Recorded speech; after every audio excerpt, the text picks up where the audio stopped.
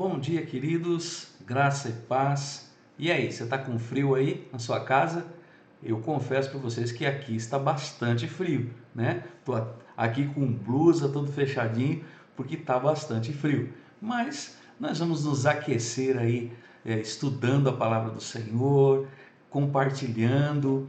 Vamos passar momentos aqui agradáveis, sem dúvida alguma, na presença do Senhor, estudando a palavra do Senhor. Queria dar um recado também especial para você, para sua família.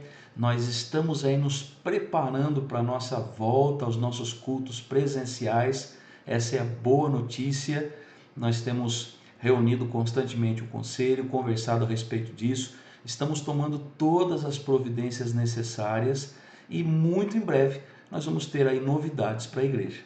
Ok? Estejam orando, nos ajudem aí em oração por conta desse retorno, desse planejamento que nós estamos fazendo. Ok?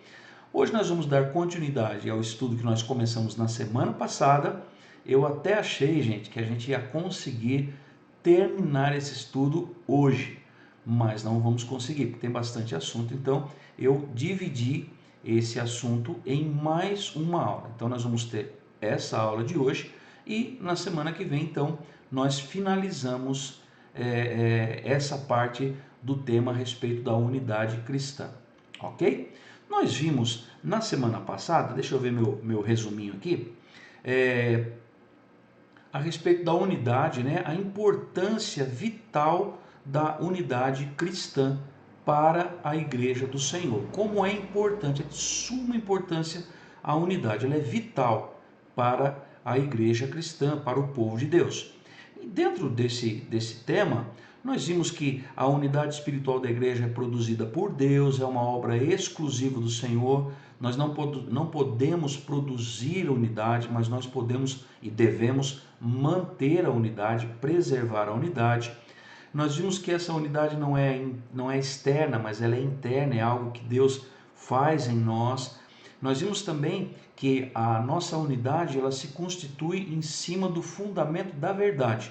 Nós somos unidos, nós nos unimos em torno da verdade que é a palavra do Senhor.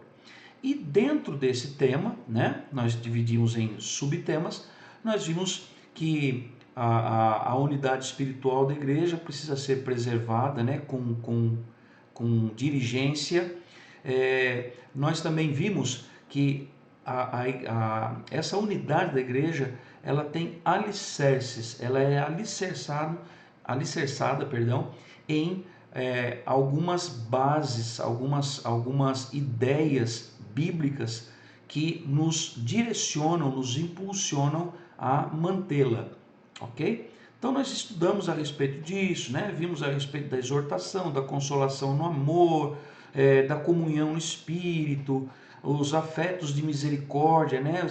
Esse entrelaçamento que nós temos nos afetos, na misericórdia que nós temos de sentir a dor do irmão, de se preocupar com o irmão, enfim, nós trabalhamos bem esse tema. Hoje nós vamos ver algumas coisas que prejudicam a nossa unidade, que atrapalham a nossa unidade, ok? Vamos orar então para nós darmos início à nossa aula, ao nosso estudo? Feche teus olhos, vamos orar juntos. Senhor, nós te agradecemos, Pai, porque mais um dia, em mais uma manhã, Senhor, nós podemos nos reunir na tua presença, pedir, ó Deus, que o Senhor nos oriente, que o Senhor nos ilumine e saber que o teu Santo Espírito opera no nosso coração, na nossa mente, nos trazendo essa sabedoria, nos trazendo esse discernimento, Pai. Fala ao nosso coração através da tua palavra, através dos textos que nós vamos trabalhar, que nós vamos ler, e que nós, ó Deus, sejamos armados, que nós sejamos capacitados pelo Senhor a enfrentarmos as nossas batalhas, as nossas lutas, sempre em unidade, em comunhão uns com os outros. Obrigado, Pai, por tua presença na nossa vida, pelo teu cuidado. Oramos no nome do Senhor Jesus. Amém. Amém, queridos. Vamos então para a nossa aula. Deixa eu passar aqui para os nossos slides. Perigos contra a unidade. Vamos ver os perigos que rondam a unidade da igreja, a unidade cristã. Aquilo que, em vez de nos unir, aquilo que nos dispersa, aquilo que nos atrapalha. Vamos lá. O nosso texto base, lembrando, né? Filipenses capítulo 2, versos de 1 a 5. Se por estarmos em Cristo nós temos alguma motivação, alguma exortação em amor, alguma comunhão no Espírito, alguma profunda afeição e compaixão, completem a minha alegria, tendo o mesmo modo de pensar, o mesmo amor, um só Espírito, uma só atitude. Não façam por ambição egoísta ou por vaidade, mas humildemente considerem os outros superiores a si mesmos. Cada um cuide não somente dos seus interesses, mas também dos interesses dos outros. Seja a atitude de vocês a mesma de Cristo Jesus. Nós vimos aqui o nosso texto base. Hoje nós vamos trabalhar os perigos contra a unidade. Capítulo 2, versos 3 e 4. O apóstolo Paulo já havia mencionado o exemplo negativo de alguns crentes lá de Roma que estavam trabalhando com a motivação errada. Isso lá no capítulo 1, versos 15 a 17. Esse comportamento fere a comunhão entre os irmãos e perturba a unidade da igreja. Agora Paulo fala sobre dois perigos que conspiram contra a unidade da igreja. Notem que esse problema não era um problema novo frente aos irmãos lá da igreja de Filipos. Eles já viviam alguns impasses, alguns problemas relacionados à falta de unidade ou à falta de perseverarem em unidade. E Paulo já relata, né, alguns desses problemas no capítulo 1, dos versos 15 ao 17. Eles trabalhavam sim na obra, mas com as motivações erradas. E Paulo, então, passa a corrigi-los, a exortá-los a respeito desses problemas. E ele volta a trabalhar esse assunto, preocupado com a unidade, no capítulo 2, que nós estamos estudando. E ele vai falar de dois principais perigos que aquela igreja estava à beira de pecar ou já caindo nessas armadilhas, nesses perigos. Vamos lá. O primeiro deles é o partidarismo, capítulo 2, verso 3. A igreja de Filipos tinha muitas virtudes, a ponto de Paulo considerá-la sua alegria e coroa. Ele fala isso lá no capítulo 4, verso 1. Mas esta igreja estava ameaçada por alguns sérios perigos na área da unidade. Havia tensões dentro da igreja. A comunhão estava sendo atacada. A palavra grega eritheia, traduzida por partidarismo, é o resultado do egoísmo. Olhem só, o egoísmo trazia partidarismo e esse partidarismo gerava divisão na igreja, falta de unidade. Depois de Paulo mencionar a atitude mesquinha de alguns crentes de Roma, que movidos por inveja, pregavam a Cristo para despertar neles ciúmes, pensando que o seu trabalho apostólico era uma espécie de campeonato em busca de prestígio. Volta agora suas palavras para apontar os perigos que estavam afetando também a unidade da igreja de Filipos. Irmãos, olha que interessante isso. Alguns irmãos pregavam a Cristo não por amor a Cristo, por amor ao Evangelho, mas pregavam a Cristo como se fosse uma certa competição, para dizer, olha Paulo, nós estamos pregando mais do que você, nós estamos falando para mais gente do que você, as pessoas gostam mais de ouvir o Evangelho por nós, enfim, nós somos melhores.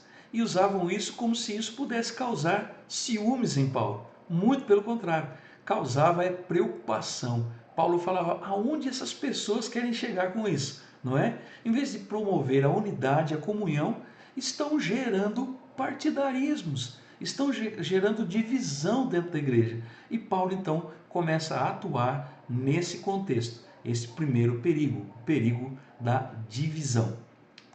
Vamos lá. Em primeiro lugar,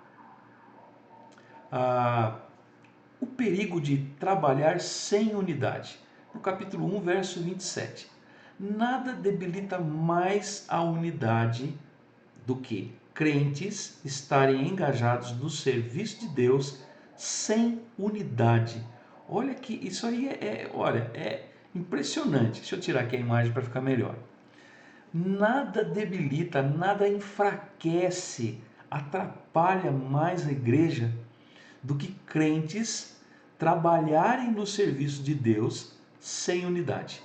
A obra de Deus não pode avançar quando cada um puxa para um lado, quando cada um busca mais os seus interesses do que a glória de Cristo. Na igreja de Filipos havia ações desordenadas. Eles estavam todos lutando pelo Evangelho, mas não juntos. Tem uma ilustração que é usada acerca do casamento, que diz que o casamento é um barco e os dois entram no barco, marido e mulher, e cada um recebe um remo. Se os dois remarem na mesma direção, no mesmo sentido, com a mesma força, com a mesma intensidade, enfim, no mesmo foco, o barco anda. Mas se cada um remar para onde ele quer, do jeito que ele quer, o barco vai ficar rodando em volta de si mesmo e ele não vai para lugar nenhum. Essa ilustração também cabe para a vida da igreja. Se nós não fazemos a obra de Deus como Deus quer, mas como nós queremos, nós acabamos não indo para lugar nenhum. A gente fica rodando, rodando, rodando e não conseguimos atingir o alvo, né? Não conseguimos levar adiante a obra de Deus e fazemos isso muitas vezes por partidarismo, ou seja, defendendo os próprios interesses e não a glória de Cristo. E isso estava acontecendo na igreja de Filipos. Eles estavam remando em direções opostas e a igreja começava então a rodar. E Paulo identifica isso e começa a exortá-los. Vamos continuar. Em segundo lugar, o perigo de líderes buscarem seus próprios interesses. Capítulo 2, verso de número 21. Paulo, ao enviar Timóteo à igreja de Filipos e dar bom testemunho acerca dele, denuncia ao mesmo tempo alguns líderes que buscavam seus próprios interesses. Esses líderes eram amantes dos holofotes. Eles não buscavam a glória de Deus nem a edificação da igreja, mas a construção de monumentos aos seus próprios nomes. Essas pessoas estavam preocupadas em se aparecer, em se colocar, essas pessoas queriam se colocar acima dos demais, queriam se colocar de uma maneira exponencial, se mostrar, não é? E esse era um grande problema. Em terceiro lugar, o perigo de falsos mestres se infiltrando na igreja. É o capítulo 3, verso 2. Os falsos mestres, os maus obreiros e a heresia são sempre uma ameaça à igreja. Os lobos sempre buscarão uma brecha para entrarem no meio do rebanho. Atos 20 e 29. Paulo está alertando a igreja de Filipos sobre os judaizantes que tentavam desacreditar o seu apostolado, ensinando que os gentios precisavam ser circuncidados caso desejassem ser salvos. Assim, eles negavam a suficiência da fé em Cristo e acrescentavam ritos judaicos como condição indispensável para a salvação. Olha só, nós temos dois problemas. Líderes que buscam os seus próprios interesses, os dois primeiros problemas, né? Líderes que buscam os seus próprios interesses e falsos mestres que se infiltravam na igreja e colocavam falsas doutrinas, acrescentavam coisas na salvação, acrescentavam ritos judaicos como condição para a salvação. Então, circuncisão, a guarda de dias especiais, a guarda de festas especiais, o não consumo de certos alimentos, enfim, práticas reservadas aos judeus, ritos judaicos, e colocavam isso como uma condição indispensável para a salvação. A palavra de Deus diz que se nós queremos guardar dias, fazemos acepção de dias e dias e o fazemos para o Senhor, louvado seja o Senhor. Mas o que nós não podemos é fazer com que isso escandalize o nosso irmão ou acrescentar isso à salvação, que é única, suficiente em Cristo Jesus. Cristo salva, é Cristo quem salva. Se você faz por submissão a Cristo, é uma coisa. Se você faz para agradar ao Senhor, porque você entende que isso é requerido do povo de Deus, é uma coisa. Agora, acrescentar práticas para se obter a salvação é totalmente errado, é totalmente fora do que diz a palavra de Deus. E a igreja de Filipos estava com essas pessoas aí rodeando a sua igreja, rodeando os seus membros. Vamos aí. Quarto lugar, o perigo do mundanismo na igreja, capítulo 3, versos 17 a 19. Irmãos, prestem bem atenção, que isso aqui hoje está tido como normal, está quase virando doutrina de certas denominações. Prestem atenção. A unidade da igreja de Filipos estava sendo ameaçada por homens mundanos, libertinos e imorais. Essas pessoas fizeram Paulo sofrer de tal modo que o levaram às lágrimas, no capítulo 3, verso 18. Paulo o chama de inimigos da cruz de Cristo, também no verso 18 do capítulo 3. Essas pessoas eram mundanas, pois só se preocupavam com as coisas terrenas, no verso 19.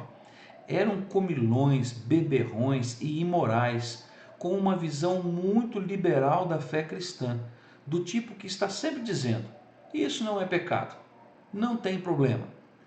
Em vez de a igreja seguir a vida escandalosa desses libertinos, deveria imitar o seu exemplo, ou seja, o exemplo de Paulo.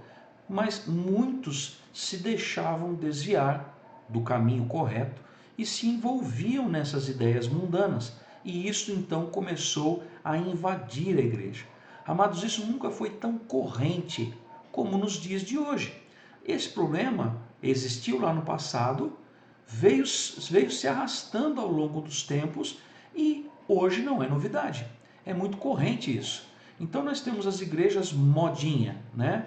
Ah, pode isso, pode aquilo, pode isso, pode, sem se preocupar com o testemunho, sem se preocupar com a nossa índole, sem se preocupar com o poder transformador do Evangelho. E nós que deveríamos dar exemplo para o mundo, que nós somos separados, que nós somos transformados, nós continuamos, né? Essas pessoas continuam fazendo as mesmas coisas que faziam no passado. Não observam mudança, não observam aquilo que Jesus disse a Nicodemos: Nicodemos, é necessário nascer de novo, é necessário nascer novamente, ter uma nova vida, ser uma nova criatura.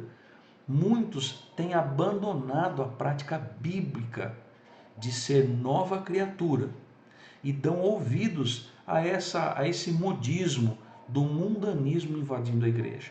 Então, nós vemos igreja que o louvor é um verdadeiro show, é uma apresentação para aqueles que estão lá. Não é um grupo tocando e levando, conduzindo a igreja a adorar o Senhor, levando a igreja a ter convicção daquilo que está fazendo, mas tão simplesmente e somente se apresentando. Há pessoas que tocam no louvor, mas não ficam para a mensagem, saem durante a mensagem.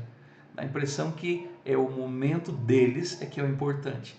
A primazia da palavra não tem vez no coração dessas pessoas. E isso acontece hoje, amados, nos nossos dias.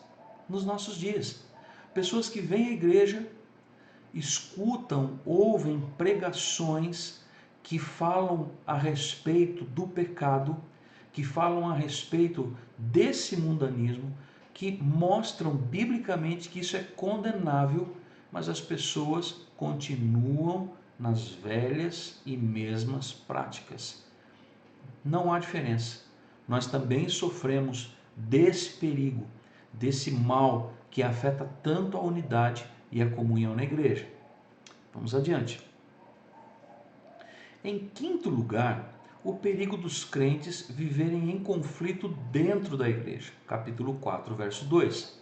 Aqui o apóstolo está trabalhando com a questão do conflito entre lideranças da igreja local. Olha, ele não está falando simplesmente dos membros, mas dos líderes.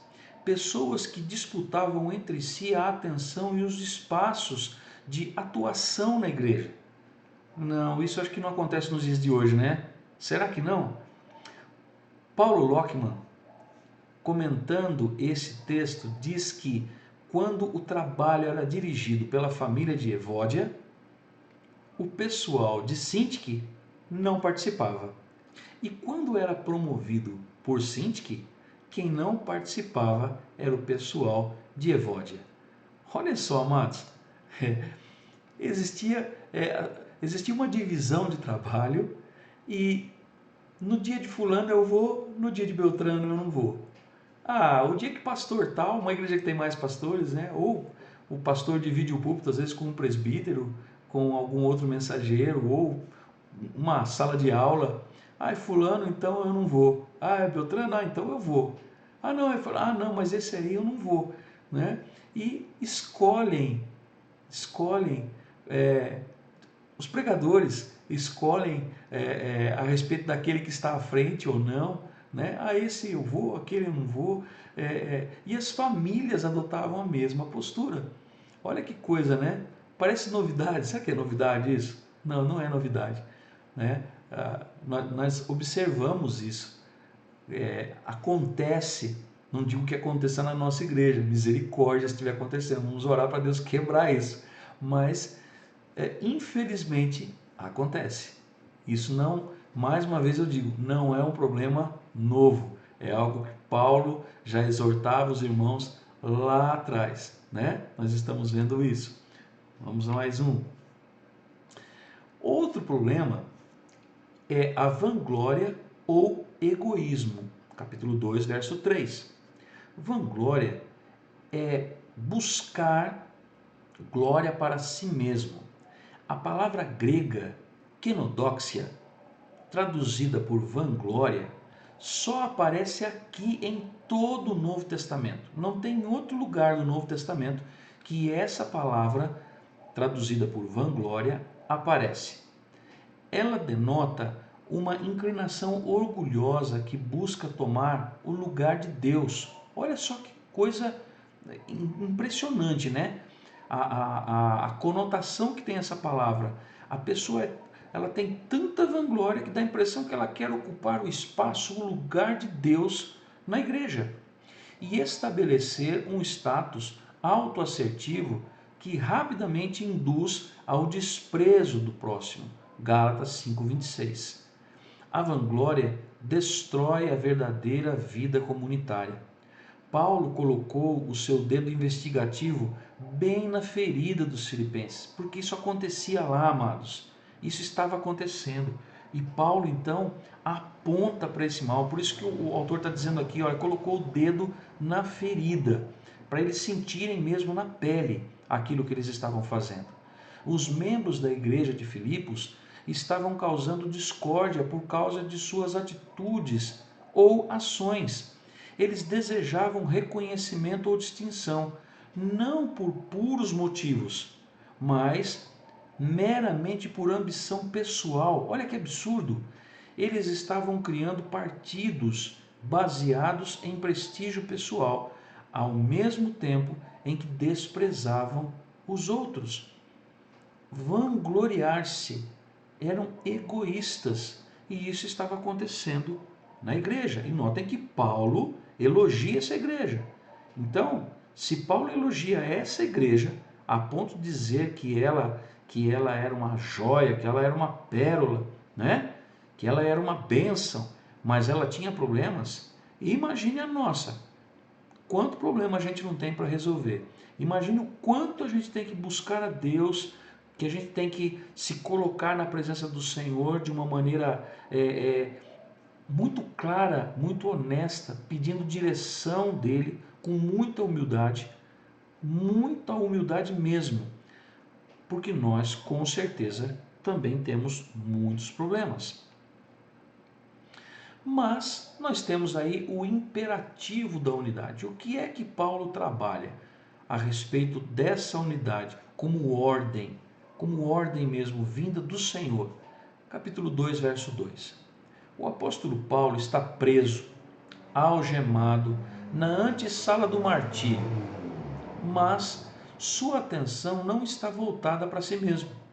Ele poderia estar olhando para ele mesmo, preocupado com as coisas dele, mas ele não está com sua atenção voltada para ele mesmo.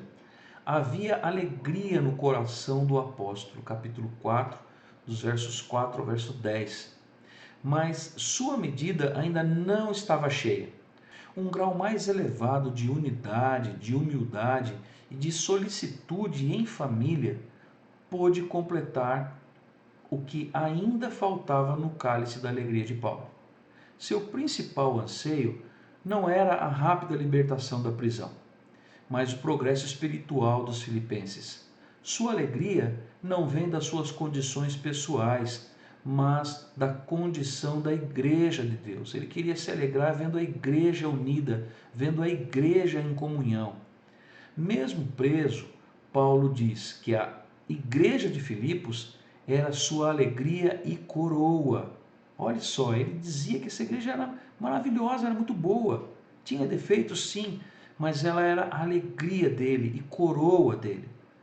Suas ações em prol dos cristãos filipenses eram orações alegres, mas agora o apóstolo deseja que o cálice de sua alegria transborde e por isso ordena: completai a minha alegria, de modo que penseis a mesma coisa, tenhais o mesmo amor, sejais unidos de alma, tendo o mesmo sentimento. Paulo não pode estar alegre enquanto o espírito de facção existir nessa generosa igreja de Filipos. Amados, notem que mesmo Paulo elogiando, dizendo que essa igreja é a alegria dele, porque ele trabalhou lá, ele pregou a palavra de Deus, muitas pessoas se converteram lá através da palavra ministrada por Paulo, das boas novas que Paulo levou. Ela era a sua coroa. Ele diz isso com alegria em seu coração. Mas não é porque nós amamos, não é porque nós reconhecemos a pessoa amada que nós não cuidamos. Muito pelo contrário, nós cuidamos é porque nós amamos. É que nós achamos e buscamos a correção das falhas, dos problemas. Não é assim em família? Nós amamos os nossos filhos. Amamos muito os nossos filhos, mas sabemos que os nossos filhos, como nós, não são perfeitos. E eles têm coisas, eles têm atitudes que precisam ser mudadas, que precisam ser corrigidas. Cabe a nós que os amamos conduzi-los pelo melhor caminho, conduzi-los àquilo que é a realidade dos fatos, aquilo que é o bom, aquilo que é o correto. Não é diferente para Paulo. Paulo se sentia o pai dessa igreja, né? Aquele que trabalhou, que levou as boas novas. Ele amava essa igreja, amava aquele povo, mas tinha consciência dos problemas e se preocupava com esse povo, mesmo sendo alegre, mesmo se alegrando com tudo que Deus havia feito no meio daquele povo. Paulo tinha preocupação com eles, para que a unidade que Deus gerou em meio àquele povo fosse preservada por esse próprio povo.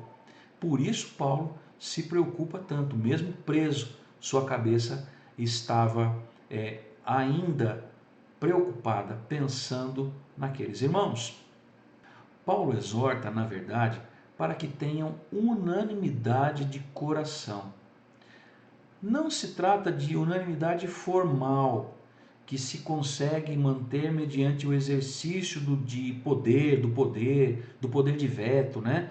Não, tem que ser unido porque é assim, quem sair disso está desunido e tal, aquela... Não é essa coisa formal. Trata-se daquela unanimidade sincera de propósitos. Por que nós temos um só coração? Porque nós temos o mesmo propósito. O nosso propósito é servir a Deus, o nosso propósito é alegrar o coração de Deus, é a glória de Cristo. Então, essa unanimidade é sincera, essa união é sincera, pela qual ninguém deseja impor um veto sobre as pessoas. Ninguém fica cerceando um ao outro.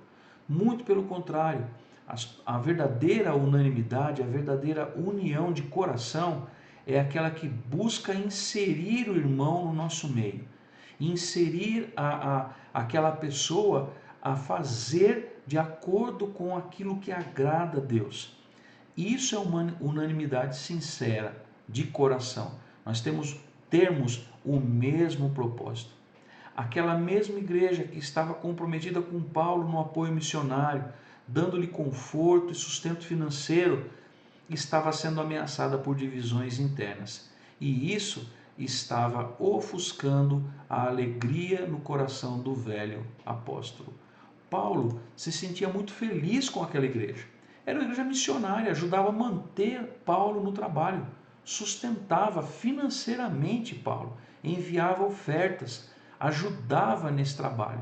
Com certeza haviam irmãos e irmãs que oravam, intercediam por Paulo, mas corriam sérios riscos, permitindo que essas coisas, esses problemas, entrassem e virassem, de certa forma, uma prática na vida da igreja. E Paulo se preocupa com isso. E essa preocupação ofusca a alegria do coração de Paulo. Ela abafa essa sensação de alegria do coração de Paulo, essas preocupações. E eram motivos constantes, né? Eram motivos pelo qual Paulo orava, intercedia pela igreja, e nessa carta ele exorta para que a igreja observasse as suas indicações, as suas exortações e corrigissem os seus passos errados, os seus maus caminhos. Ok? Como a igreja poderia completar a alegria de Paulo? Como será que ela poderia completar essa alegria que Paulo tanto deseja, essa alegria que Paulo já sentia em seu coração, mas que estava sendo abafada por esses problemas? Nós vemos aqui quatro coisas essenciais. Primeiro, demonstrar unidade de pensamento, demonstrar unidade de relacionamento, nos relacionamentos, demonstrar unidade espiritual e demonstrar unidade de sentimento. Mas esse é um banquete que nós vamos participar não nessa semana, mas na semana que vem. Nós vamos participar desse outro banquete. Aí nós vamos finalizar a nossa aula. É muito assunto, né? Aí a gente não consegue compreender totalmente. Então eu preferi dividir em mais uma aula, ok? Nós vamos, observar na semana que vem. Hoje nós vimos o alicerce da unidade na primeira aula. Na segunda aula nós vimos os fatores que atrapalham a unidade, que corroboram contra a unidade. E nós vamos ver na semana que vem aquilo que Paulo espera, aquilo que alegraria, que completaria a alegria do coração de Paulo, e que, se nós fizermos como igreja, nós vamos alegrar o coração de Deus. Isso nós vamos ver na semana que vem. Tem bastante coisa. Aqui só tem esses 4 tópicos, mas tem outros textos, outros assuntos para nós complementarmos. Ok? Então eu quero que você assista aí um videozinho comigo, como é nosso costume. Vamos ver esse videozinho, meditar nesse vídeo, e depois nós vamos orar e encerrar a nossa aula, ok? Assistam o vídeo comigo. Ó, como é bom e agradável viverem unidos os irmãos. Salmo 133, 1. A união entre os irmãos é o deleite de Deus e a força da igreja. Esse foi o pedido de Jesus em sua oração sacerdotal. A união entre os irmãos é eficaz no testemunho da igreja perante o mundo. O próprio Jesus diz que somos conhecidos como seus discípulos pelo amor. A Escritura diz que é para dentro dessa união que o Senhor ordena a sua bênção e a sua vida para sempre. Onde há intriga, há fraqueza e doença. Onde há contendas e divisões, aí a honra do Evangelho é comprometida. O salmista comparou essa união com o óleo e com o orvalho. O óleo é terapêutico, fecha feridas, alivia a dor e traz saúde para o corpo. Assim é a união entre os irmãos. O orvalho refrigera e restaura. O orvalho cai toda noite, cai durante a escuridão, cai sem alardes, traz renovo depois do calor sufocante do dia. Assim é a união entre os irmãos. Quando os irmãos vivem em união, há cura, alívio e renovo. Nesse ambiente, Deus ordena a sua bênção. Nesse solo fértil, as sementes da vida nascem, florescem e frutificam. Aí, há salvação e santificação. Aí, há vida e paz. É tempo de restaurarmos os relacionamentos estremecidos. É tempo de perdoarmos uns aos outros, a fim de que sejamos um e que nessa união o Pai seja glorificado, os perdidos sejam salvos e os santos sejam encorajados. Amém, queridos. Você tem sido esse óleo que traz cura? Você tem sido esse orvalho que traz esse refrigério para a vida dos seus irmãos, para a vida daqueles amados teus aí de casa, os vizinhos, para os da igreja? Você tem se apresentado assim? Que isso seja uma verdade, uma prática constante na sua vida. Vamos orar? Senhor, nós te agradecemos, Pai, por esses momentos tão preciosos que nós podemos observar os problemas lá do passado, Deus, e como o Senhor usou o teu servo para exortar a tua igreja, a corrigir os seus caminhos e andar, ó Deus, de acordo com a tua vontade, Pai. Tudo isso é demonstração de amor do Senhor, de cuidado do Senhor para com os teus filhos. Não é diferente, ó Deus, sobre a nossa vida. Esse mesmo cuidado, esse mesmo amor do Senhor tem se renovado sobre nós, ó Pai. E se nós estamos agora estudando a Tua Palavra e aprendendo essas coisas, ouvindo tudo isso, lendo tudo isso nas Escrituras Sagradas, ó Pai, é prova do Teu amor para com cada um de nós, que faz com que nós aqueçamos o nosso coração, ó Deus, e busquemos cada vez mais manter a nossa unidade, preservar a unidade que o Senhor mesmo deu a cada um de nós. Senhor, louvado seja o teu nome, Pai, por tantos benefícios que o Senhor tem feito sobre a nossa vida, sobre a vida da tua igreja. Fica conosco, Deus nos dá um dia de domingo abençoado na tua presença, Pai. Nós possamos desfrutar dessa comunhão, dessa união, Deus, uns com os outros, na igreja e também no nosso lar. Muito obrigado, Pai. Continua a nos abençoar, continua a falar ao nosso coração. Nós te louvamos e te pedimos em nome do Senhor Jesus. Amém. Queridos, tenham todos um bom domingo.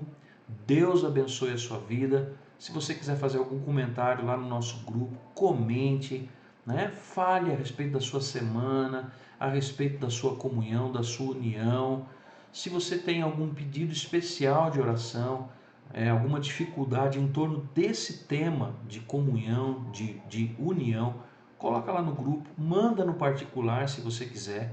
De repente é uma coisa que você não quer abrir para todos, mas vamos usar esse espaço para nós nos comunicarmos, para nós nos abençoarmos mutuamente. Amém? Até logo mais à noite no nosso culto. Que Deus abençoe o seu dia.